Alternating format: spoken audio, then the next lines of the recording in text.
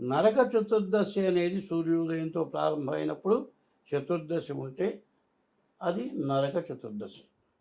రాత్రి గల చతుర్దశి మాత్రం నరక చతుర్దశి కాదు. అంటే 20వ తారీఖు సోమవారం, అంతే కదా, 20వ తారీఖు సోమవారం ఉదయం పూట నరక చతుర్దశి. మధ్యాహ్నం నుంచి అమావాస్య వచ్చింది. రాత్రి గల అమావాస్య దీపావళి అమావాస్య.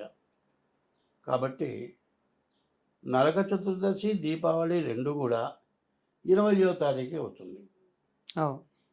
తర్వాత మంగళవారం రోజు మళ్ళీ 21వ తారీఖు దాదాపు మధ్యాహ్నం దాకా అమావాస్య ఉన్నది. కాబట్టి కార్తీక మాసం ప్రారంభం కావాలంటే పాడ్యమి తిథి తెల్లవారుజామున ఉండాలి.